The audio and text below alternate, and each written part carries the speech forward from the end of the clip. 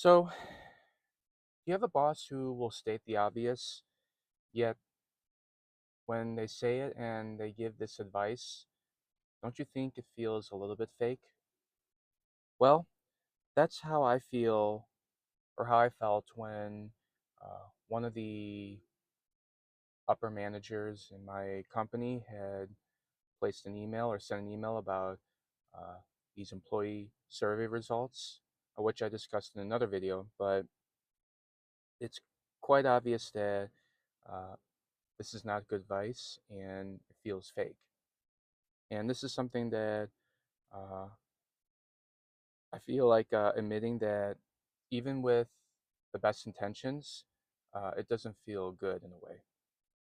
And even though she may have been technically right, the message that she sent felt very condescending. And that's what I want to talk about in today's video.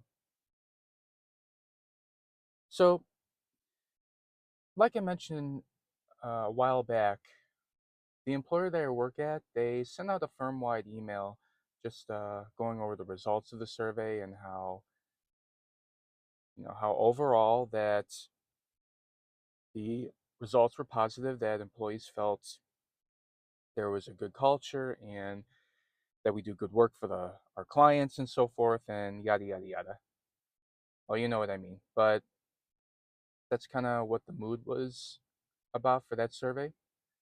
But at the same time, they did state the obvious, like, well, we know that some people are concerned and they want us, people want us to give them more work-life balance and more flexibility and remote work opportunities and so forth. So they mentioned that, but like I said a in that video, that it kind of felt like the same thing that they were spitting out over and over again, and it was kind of the same as last year and the year before, and nothing changes. Well, so uh, what had happened the week later is the managing director in the department that I'm in, she sent out a department email to everyone who's part of that list, and uh, she basically said the same things and so forth. But I felt like when I read that email, although she did state the obvious, like with the previous one, she it sounded like she was talking down to us, meaning that uh, she did state that there are positives, yet there are definitely opportunities for improvements, like working on career mobility and how people can move up and so forth. And she basically said something along the line of, well, we can help you out with that, and you can work directly with your manager and they can help you out. But do keep in mind that it's going to be up to the individual to decide and to take ownership of their actions. Now, although that sounds obvious, and I'm definitely one of those people, her to state the obvious kind of felt like she was talking down to the staff like little children, and when she said your manager can help you, but ultimately it's up to you, pretty much states like, hey, we know that you want better from us and you want us to do these things, career development, more flexibility and work-life balance, but you know, it's up to you to decide whether you want to go about that route, and maybe that's something that we don't offer here, but that's all we can do. That's kind of what the mood was. And you know I have met this lady before. Her name is Michelle, and she seems to be like a nice lady and so forth, and she's definitely part of that corporate environment. She definitely is CEO material. Now, I wouldn't say that's a good or a bad thing, but I don't know. Maybe she's just not the type of person I'd want to be around with. But I also know that her, when I see her, like her profile on that online through our employer page, uh, her profile picture, I mean, definitely looks AI generated, which I'm a little bit skeptical about. I mean, now that more people are using Gen AI for images, heck, hey, I've been guilty myself of using it because I've been using AI images for my thumbnails.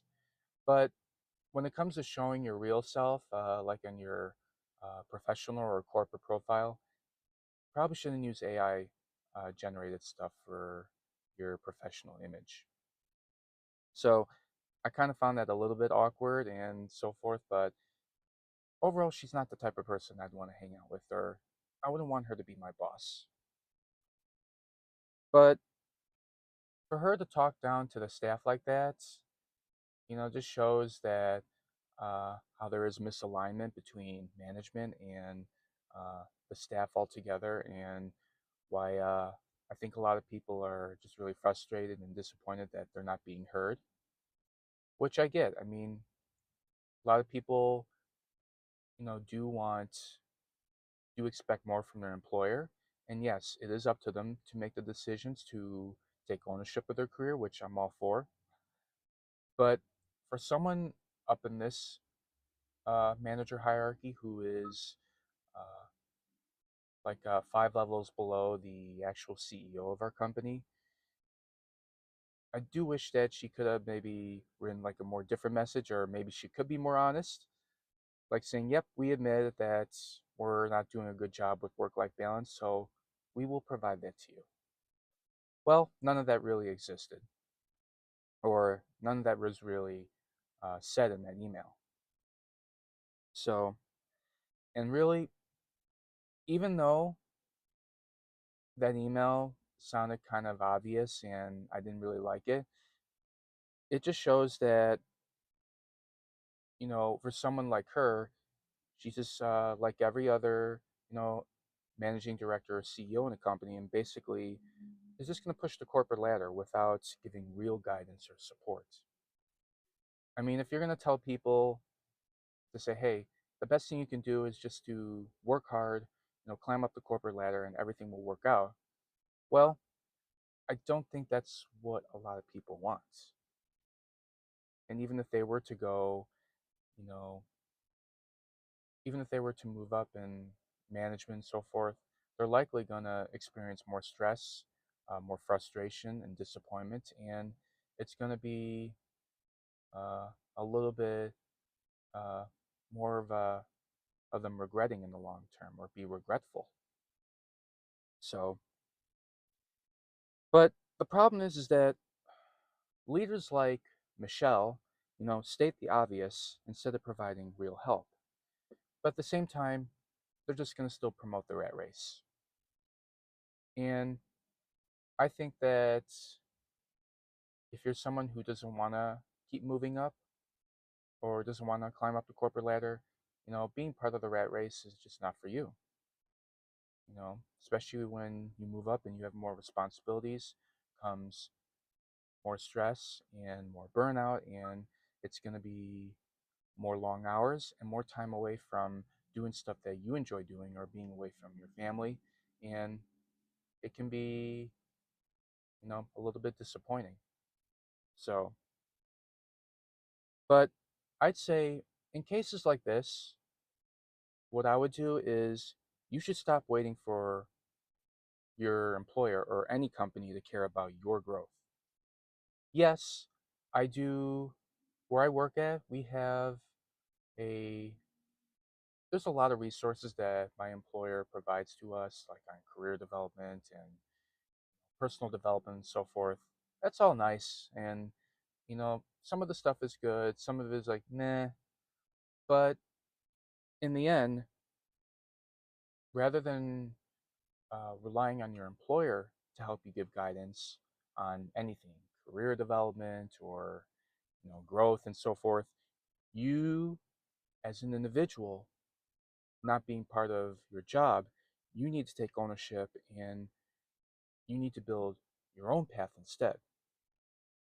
So this is why I am much more of a big proponent of really steering away or kind of distancing yourself from a lot of the corporate, or kind of like a lot of the corporate crap that is being spit out in most places or most workplaces today, and really focus on doing things that are going to help you get to the next direction in life. And that's not through working with your employer to help you move up the corporate ladder, but do something where it's going to help you find something that you are interested in and that will really help you accelerate your personal growth. So that's something that I want to emphasize more on, and I think it's going to come much more from yourself and self discovery and through self learning rather than relying on your employer. So, some of the big takeaways from this video are the following. Number one, stating the obvious, which this managing director just did, does not equal good leadership. So, for someone like Michelle to write that email out to our entire department, yes, she states the obvious and so forth, and all that good stuff about culture and working together and satisfying our client needs. But at the same time, for her to state the obvious is also a big slap in the face. And for her to say it in a really condescending tone, like, we can help you, but you are responsible. And we are not responsible for your career development. Okay. Now, do you think that's good leadership? I don't think so. And this is where I see the big disconnect between management and staff at in my department. And I would say this is likely the case in a lot of corporate environments as well.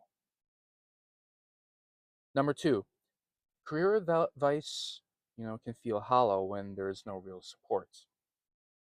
Now, if you are working a job and you are kind of hoping or looking for any good advice from, maybe say your manager or maybe from leadership at work, you would like to get sincere help and support from them. But even without that real support, just telling you to do the X, Y, and Z or do this and that, or, even if you were to have a face to face conversation with your manager or with somebody else saying, hey, I'd like help in career development and so forth, or is there any way you can help me out? And if the answer is, well, do X, Y, and Z and that's it, then that's not real support at all.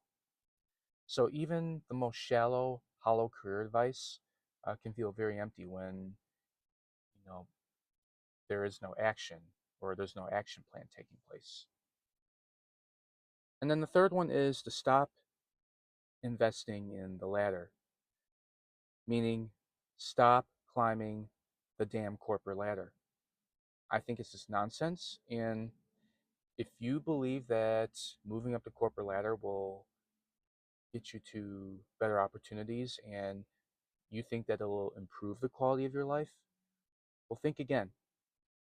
I believe that you moving up the corporate ladder, whether you're going to move up to a supervisor role, a manager role, or to executive director, managing director, you know, CEO, whatever, you know, the higher you climb up the ladder, let's put it this way. Most people think that climbing higher up in the ladder means more pay and it means more status, and they think it's more satisfying. But really, let's put it this way. The higher that you climb up the ladder, the corporate ladder, the more responsibilities that will be put on your back, the more time that you will have to spend dealing with uh, potentially people who have bad attitudes. And it's also more time spent dealing with bureaucracy because let's face it, just like at the government level, any big corporation is always going to have to deal with bureaucracy. And it is quite clear that bureaucracy thrives in the company that I work at. I mean, if anything, the people who thrive the most in any corporation is the people at the top, not the people at the bottom. And when bureaucracy is like front and center, then you will have to deal with bureaucracy and you will have to deal with the red tape and the legal stuff, and all this crap and drama that you have to deal with. So rather than climbing up the ladder and dealing with all the nonsense and the negativity and the burnout and just um, just a deterioration in your physical and mental health, the higher you climb up that ladder, the worse off you're going to be personally. I mean, it might look good on your resume and it looks good on a professional stance, but on a personal level, at an individual level, it doesn't do you any good. Unless you are a pro corporate person and you're a company person and you want to move up the ladder, then hey, more power to you. That's great. But if you're like me, and probably the majority of people who are going to watch this video, they don't want to climb the corporate ladder for the obvious reasons that I stated. So rather than investing in the corporate ladder at your job, build your own freedom instead.